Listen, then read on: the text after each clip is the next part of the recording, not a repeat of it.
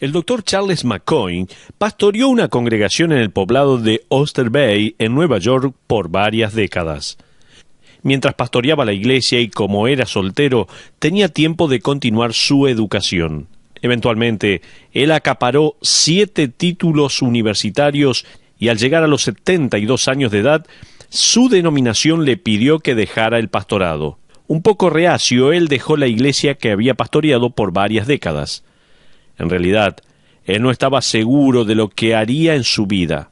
Él escribió lo siguiente: «Sigo pensando que mi vida se acabó y aún no he hecho nada.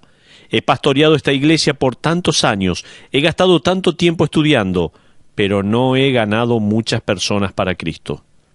Una semana después de su fiesta de despedida, a causa de esta jubilación forzada, él se encontró con un misionero que lo invitó a ir a la India con él a predicar. El doctor McCoy no aceptó la oferta, citando su avanzada edad. Además, dijo que nunca había viajado en avión y nunca había estado en otro país. Él no se podía ni siquiera imaginar cómo era la India y además no contaba con el dinero para hacer un viaje así. No obstante, el simple hecho de pensar en ir lo tenía inquieto. Finalmente, este doctor de 72 años anunció que iría a la India. Él vendió su automóvil y sus pocas posesiones para comprarse un boleto de ida a Bombay. Sus amigos estaban horrorizados. Ellos le preguntaban: «¿Y si te enfermas? ¿Y si mueres en India?». Él respondió con mucha fe y confianza diciendo: «El cielo queda tan cerca allí como aquí». El doctor McCoy llegó a Bombay con su billetera, su pasaporte, una pequeña valija con ropa y su Biblia, cosas que fueron robadas en segundos por algunos ladrones. Todo lo que le quedó fue la ropa y la dirección de unos misioneros. El hombre que lo había invitado a ir a predicar con él decidió quedarse en los Estados Unidos, así que cuando él llegó a la puerta de la casa de los misioneros, ellos no sabían qué hacer con él. Lo invitaron a pasar y le dieron una habitación para huéspedes que tenían. El doctor McCoy estaba ansioso por hacer algo para Cristo. Después de 2 días de ajustes y de adaptación, le dijo a los misioneros que iba a visitar al alcalde de Bombay. Sus nuevos amigos le dijeron: «No gaste su tiempo. Ellos lo habían intentado por años y nunca lo lograron». Sin embargo, el doctor McCoy oró a Dios y salió de la casa decidido a ver al alcalde, sin tener ni siquiera un turno. Él le mostró su tarjeta de presentación a la recepcionista, quien la miró con atención y luego desapareció por una puerta. Al regresar, le dijo que podía venir a las 3 de la tarde. El doctor McCoy regresó esa tarde y se encontró con una recepción en su honor, en la que los líderes civiles más importantes de la ciudad estaban allí presentes. Al parecer, las autoridades de la ciudad quedaron impresionados con la apariencia del doctor McCoy, quien medía 1,90 m, tenía el pelo blanco y muchos títulos universitarios. Ellos pensaron: se trata de alguien realmente importante. Tal vez sea un emisario del presidente de los Estados Unidos. El doctor McCoy pudo hablar por media hora en el agasajo, dando testimonio de Jesucristo de esta manera. Al final, él recibió un aplauso caluroso y cordial de parte de los presentes. Luego, un hombre con un uniforme militar llamativo se le acercó y lo invitó para que hablara en la escuela militar. Después de hablar allí, él fue invitado en reiteradas oportunidades. De repente, él comenzó a recibir invitaciones desde todo el país, así que él decidió comenzar un ministerio de predicación itinerante. Él comenzó una iglesia para creyentes chinos en la ciudad de Calcuta. Luego le pidieron que hiciera lo mismo en Hong Kong, donde lo invitaron para que se quedara a vivir. Luego fue invitado a Egipto y al Oriente Medio, viajando a todos estos lugares con una energía que nunca antes había sentido. Él viajó y predicó, fundando iglesias, enseñando en escuelas, discipulando a creyentes, hablando ante autoridades gubernamentales y dignatarios de varios países. Su ministerio internacional duraría unos 16 años. Él murió a la edad de 88 años en la ciudad de Calcuta, en la India, justo antes de predicar en un rally evangelístico. El doctor Charles McCoy no regresó a su país nunca más. ¿Se imagina los desafíos y cambios en su vida? Cuando tenía 40, 50 o 60 años, él no tenía ni idea de lo que Dios tenía en su mente para su vida. Si Dios le hubiera revelado todo lo que tenía preparado para él a los 72 años de edad, él se hubiera desmayado inmediatamente. Es como Daniel, cuando ya era anciano, cuya vida tuvo un giro dramático al entrar al foso de los leones con más de 80 años de edad. ¡Qué manera de terminar su ministerio! Pero Dios tenía otros planes. En realidad, todos nosotros tenemos una lista con expectativas, escritas o no. Tenemos una lista en nuestra mente con cosas como tal vez estas. Estas son las 3 cosas que espero que Dios haga con mi vida. Estas son 4 cosas por las cuales no quiero pasar. Estas son 2 cosas que espero que Dios haga con mi carrera cuando tenga 40 años. Voy a vivir en este lugar y para cuando tenga 50 o 60 años quiero haber logrado esto o aquello. Tal vez tenemos esta lista de cosas, ¿no? Otras pueden ser: estas son 2 cosas que espero que Dios haga mientras esté cursando mis estudios, estas cosas espero que Dios provea para mis hijos, estas son 3 cosas que espero que Dios haga con mis finanzas, y cuántas cosas más. Todos tenemos un volumen original escrito en nuestros corazones titulado Grandes Expectativas. Y deben de ser cosas grandes, desde luego. Sin embargo, ¿qué pasa si estas expectativas no se cumplen? ¿Y si Dios tiene algo totalmente distinto para nosotros? Esto es exactamente lo que sucedió con la vida del apóstol Pablo. Estuvimos viendo la obsesión de Pablo.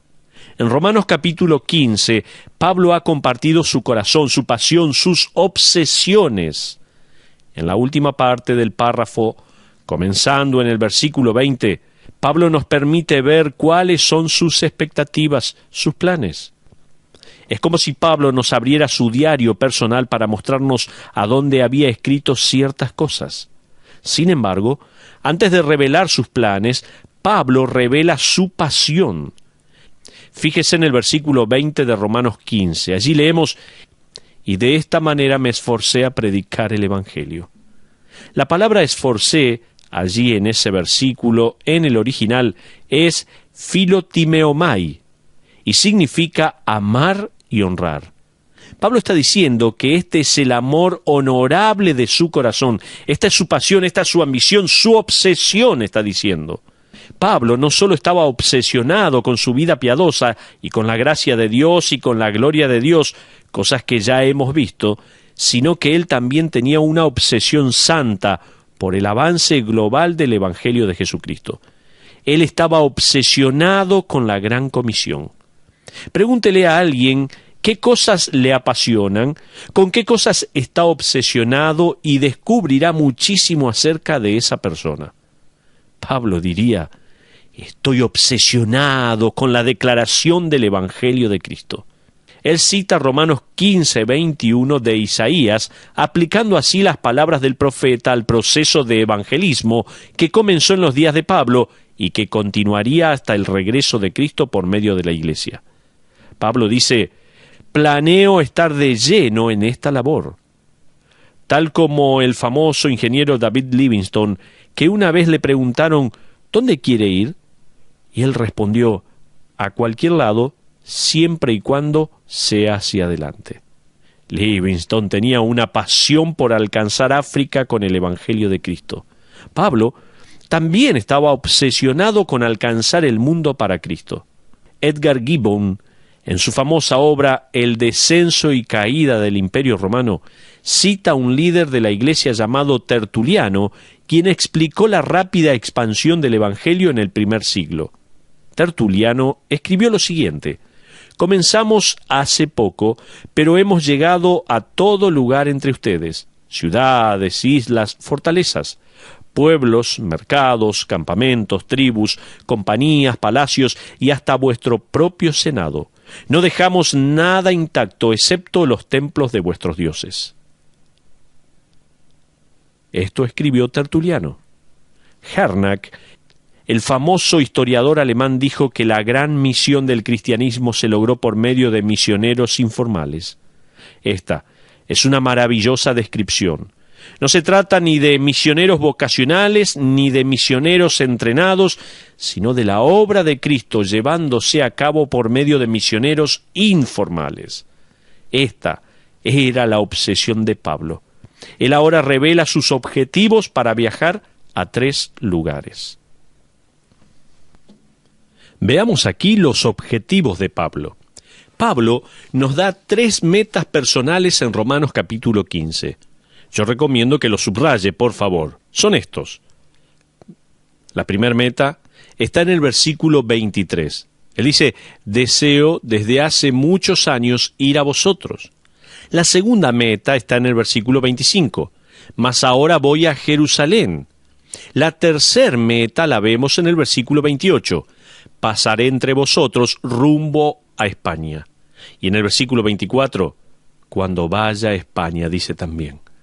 Pablo tenía los siguientes planes de ministerio en mente.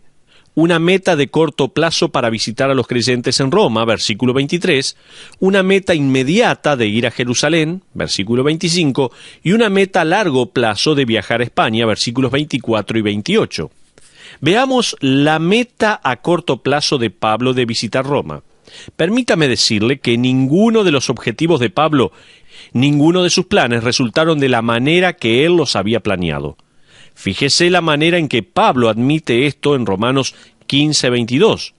Por esta causa me he visto impedido muchas veces de ir a vosotros. En otras palabras, él está diciendo, tengo que tacharlos de mi calendario una y otra vez. La palabra traducido impedido es una palabra que da la idea de interrumpir.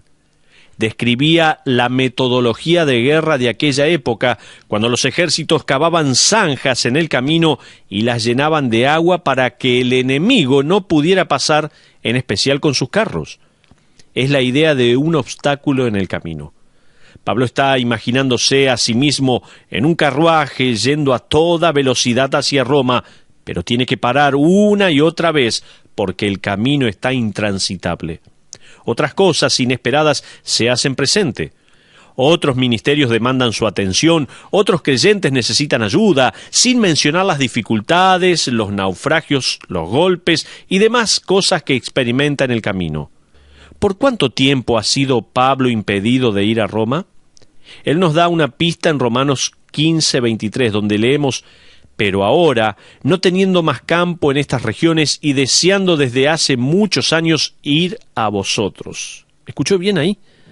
Pablo dice que ha deseado ir a verlos por muchos años.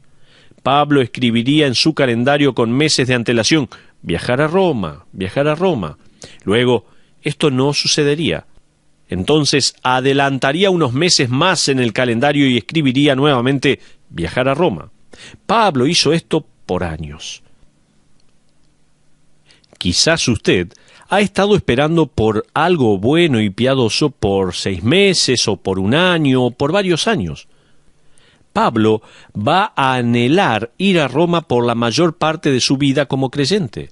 Luego, cuando finalmente puede ir a Roma, no es nada como él lo había imaginado. Él no va a llegar a Roma como un pionero, sino que va a llegar como un prisionero. Amigos, si usted cree que los creyentes hemos sido vacunados contra la mala fortuna, se va a desilusionar mucho el día que se enferme. Si usted tiene la impresión que cuanto más cerca de Dios anda uno, más factible se hace que sus planes se hagan posibles, se va a llevar una sorpresa. Si usted cree que obedecer al Señor garantiza una vida sin interrupciones e interferencias, mejor póngase el cinturón de seguridad, porque no es así. Puede que nunca haya tenido tantos problemas o que nunca se haya encontrado en un problema similar. Puede ser que nunca cree tantos problemas como cuando decida vivir una vida de obsesión para hacer avanzar el nombre y la gloria de Cristo. Pablo anhelaba ir a Roma, pero ¿por qué? ¿Se preguntó alguna vez eso? Por una cosa, se trataba de la capital del Imperio Romano. No me imagino el anhelo de Pablo por predicar el Evangelio en el palacio del César, de entregar la palabra de Dios a los senadores y a los filósofos romanos. Pero otra cosa más. Él anhelaba ir a Roma, más aún, porque Pablo quería ayudar a los creyentes romanos a crecer. Él ya lo dijo en Romanos capítulo 1, ¿se acuerda?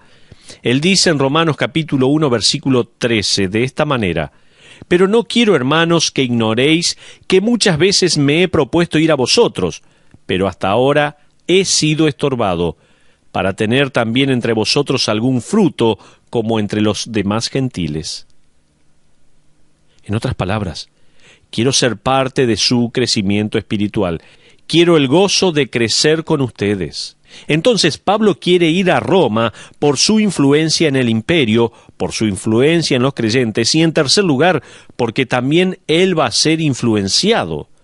Fíjese lo que dice Romanos 15:24. Por favor, busque allí en su Biblia. Romanos 15:24, leo.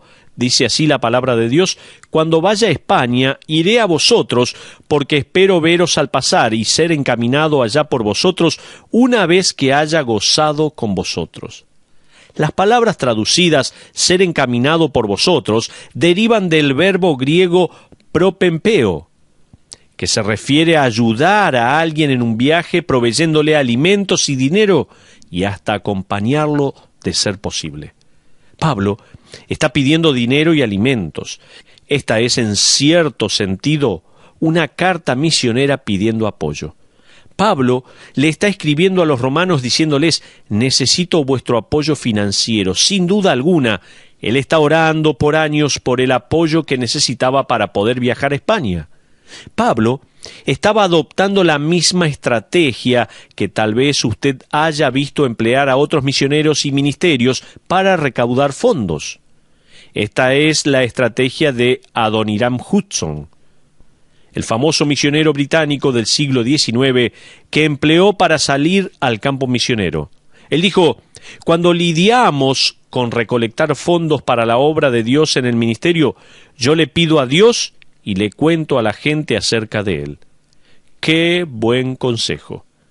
Uno le cuenta a la gente y confía en que Dios le va a proveer. La meta a corto plazo de Pablo era ir a Roma. La meta inmediata ahora de Pablo era ir a Jerusalén. Pablo nos habla de su meta inmediata, que es ir a Jerusalén. Fíjese en los versículos 25 al 27 de Romanos capítulo 15. Leo también allí la palabra de Dios, Romanos 15, 25 al 27. Dice la palabra: «Mas ahora voy a Jerusalén para ministrar a los santos, porque Macedonia y Acaya tuvieron a bien hacer una ofrenda para los pobres que hay entre los santos que están en Jerusalén.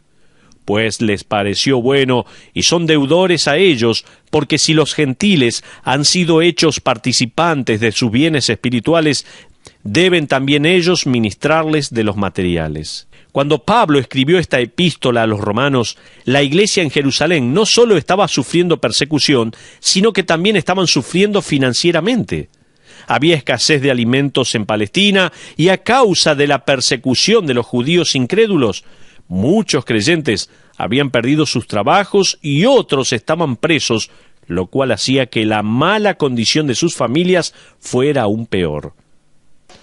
A esto hay que agregarle que muchos judíos extranjeros que estaban visitando Jerusalén para la fiesta de Pentecostés se convirtieron a Cristo y decidieron quedarse en la ciudad y ser parte de la iglesia en Jerusalén. Ellos pasaron a ser huéspedes de los hermanos que vivían allí, y esto se sumó al estado de emergencia. Detalles de esta colecta especial están registrados en 1 Corintios capítulo 16 y 2 Corintios capítulo 8. Me encantan las palabras que escoge Pablo en Romanos 15 al referirse a esta contribución, versículo 26 específicamente. Él usa la palabra griega koinonía, que se trata de comunión, se traduce como comunión. Esta es una buena elección de palabras, porque esta ofrenda en realidad era mucho más que dinero, mucho más que monedas y billetes. Se trataba de una relación, una comunión, era compartir la vida. Una de las razones por las que Pablo era tan apasionado en cuanto a su ofrenda a los judíos era el hecho que había sido dada por gentiles. En esa época de prejuicios, cuando el tema racial entre judíos y gentiles aún no se había sobrepasado, esta ofrenda pasaba a ser muy significante, muy importante. Los creyentes gentiles estaban diciendo claramente: estamos relacionados, esta es nuestra expresión de comunión con ustedes. Era un testimonio y un gesto maravilloso de la unidad de la iglesia.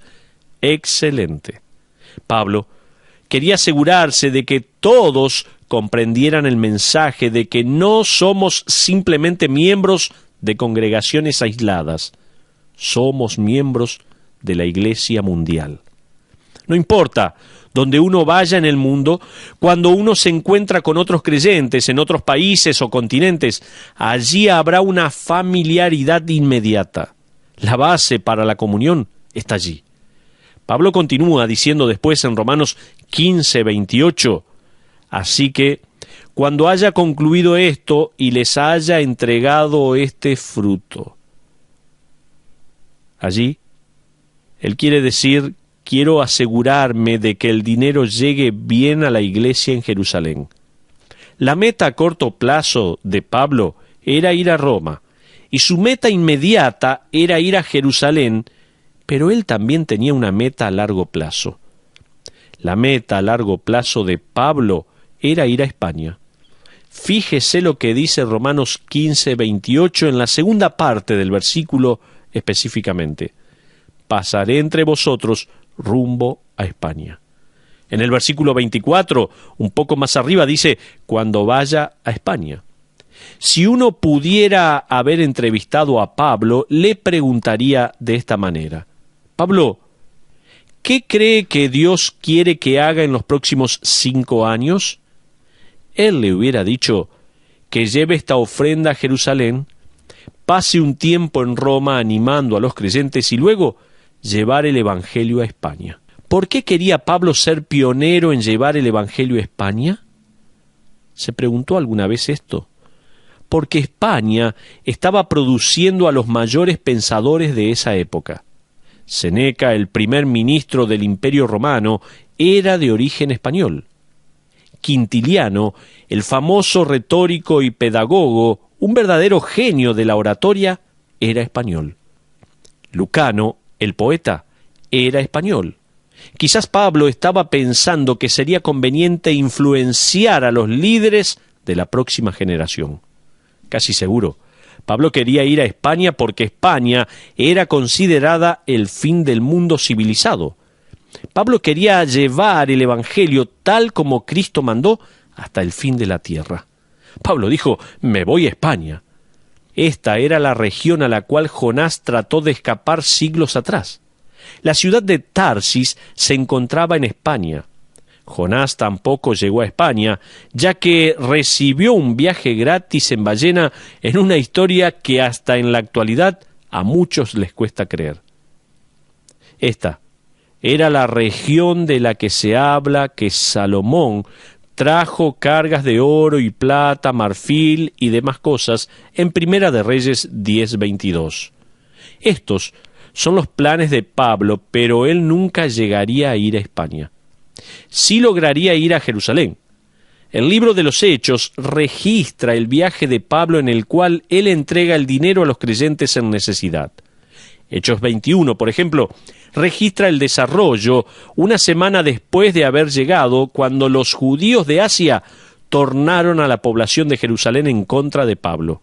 Los soldados romanos intervienen y le salvan la vida a Pablo, pero lo dejan preso. Hechos 22, también allí, revela que el próximo día Pablo va a juicio ante el Sanedrín judío, la Corte Suprema de los Judíos sería, y es condenado a muerte. Los soldados romanos nuevamente intervienen y lo rescatan manteniéndolo en custodia. Hechos 23 al 26 nos cuenta que Pablo es transferido a Cesarea, donde queda preso por 2 años. Él apela para poder dar testimonio ante Nerón y su apelación es aceptada. Luego, Hechos 27 nos dice que Pablo bajo custodia, finalmente sale rumbo a Roma y que el barco en el que viaja naufraga en la isla de Malta. Él termina pasando el invierno en Malta. Por último, Hechos 28 nos dice que Pablo finalmente llega a Roma y queda bajo arresto domiciliario. Le es permitido recibir visitas de los creyentes, los cuales vienen a su casa a verlo. Después de 2 años, parece que lo van a dejar libre, pero es arrestado de nuevo y al final martirizado por el emperador romano Nerón. Pablo nunca llegó a ir a Roma. Él no logró su meta a largo plazo. En cuanto a esta meta a corto plazo de ir a Roma, bueno, él llegó a Roma, pero no pudo personalmente edificar a la iglesia allí porque llegó en cadenas. Pablo no experimentaría la vida de un misionero, sino que experimentaría la muerte de un mártir. La realidad es que cuando Pablo escribió Romanos 15, él aún no sabía todo esto. Nosotros sí. Las grandes expectativas de Pablo no se cumplieron. Sus oraciones en este sentido no fueron respondidas como él esperaba. Sus anhelos no se cumplieron como él los esperaba. Pero vayamos a una aplicación. Quizás algunos de sus anhelos no se han cumplido, tal vez. Le pregunto a usted. Permítame hacer 3 observaciones sencillas acerca de la vida en general. En primer lugar, por favor, tome nota si tiene algo allí para escribir. En ocasiones, puede que parezca que su vida comienza a andar a un ritmo más lento cuando usted esperaba despegar. Esta es la primera observación. Hay momentos en la vida, ocasiones, donde parece que nuestra vida comienza a andar mucho más lento, a un ritmo más despacio, cuando uno esperaba despegar. Dios elige no explicarle la razón de esto, hasta que eso haya pasado. ¿A qué se deben estas demoras? ¿Por qué está el camino tan arruinado que uno no puede ir tan rápido? Vamos, Señor, vamos a Roma. Dios nunca le explicó a Pablo el por qué, sino hasta que Pablo llegó al hogar. Alguien escribió lo siguiente: Dios ordena los pasos de un buen hombre y también ordena las paradas. ¿Cuánta razón hay allí? Cuando decimos que creemos que Dios es soberano, estamos diciendo que creemos que Dios no nos tiene que dar explicaciones por los pasos o por las paradas. En segundo lugar, otra observación: su vida puede incluir experiencias y desafíos que usted nunca esperaba enfrentar. ¿Quién se hubiera esperado una protesta en contra? ¿Un naufragio, un juicio, un arresto domiciliario? ¿Quién? Quizás Pablo se tentó a pensar: Señor, esto no tiene sentido. ¿Cómo voy a aguantar años preso cuando el anhelo de mi corazón es estar afuera predicando? Al igual que con Pablo, Dios por lo general no clarifica lo que podemos aguantar hasta que nos encontramos en medio de una prueba. Es así. La gracia para aguantar nunca se mide de antemano. Se mide día a día, ya que sus misericordias son nuevas cada mañana. Una vez que Pablo estuvo en el medio de todas estas situaciones, su punto de vista cambió dramáticamente. Pablo le escribió lo siguiente a Timoteo mientras estaba en arresto domiciliario. Escuche: por tanto, no te avergüences de dar testimonio de nuestro Señor, ni de mí preso suyo, sino participa de las aflicciones por el Evangelio según el poder de Dios. No me avergüenzo, porque yo sé a quién he creído, y estoy seguro que es poderoso para guardar mi depósito para aquel día. Entonces, en estas observaciones que estamos haciendo dije: en ocasiones puede que parezca que su vida comienza a andar a un ritmo más lento cuando usted esperaba despegar. En segundo lugar, la segunda expectativa u observación es que su vida puede incluir experiencias y desafíos que usted nunca esperaba enfrentar. En tercer lugar, su vida puede cambiar de dirección hacia donde usted nunca imaginó. Muchas veces Dios no nos revela hacia dónde hasta último momento. A propósito, una cosa que Pablo pensó que le pasaría sucedió. Fíjese lo que dice Romanos 15:29. Y sé que cuando vaya a vosotros, llegaré con abundancia de la bendición del Evangelio de Cristo. Esto se hizo realidad. Nunca piense que la plenitud de las bendiciones de Cristo significa que usted no tendrá dificultades. No piense así. No se equivoque en pensar que las bendiciones de Dios son un viaje con viento en popa. Puede suceder lo opuesto. Cuando Pablo llegó a Roma, llegó con la plenitud de la bendición de Dios, está diciendo él. Pero 3 observaciones acerca de Dios obrando en nuestras vidas. Permítame, por favor, hacer 3 observaciones acerca de Dios obrando en la vida de Pablo y en la nuestra también. Tome nota. En primer lugar, Dios no siempre defiende sus decisiones, pero sí nos pide un espíritu de entrega siempre. Dios no siempre defiende sus decisiones, pero sí nos pide un espíritu de entrega siempre. En segundo lugar, Dios no siempre nos da respuestas a las interrupciones de la vida, pero sí nos pide que confiemos en Él más allá de ellas. Lo repito, Dios no siempre nos da respuestas a las interrupciones de la vida, pero sí nos pide que confiemos en Él más allá de ellas.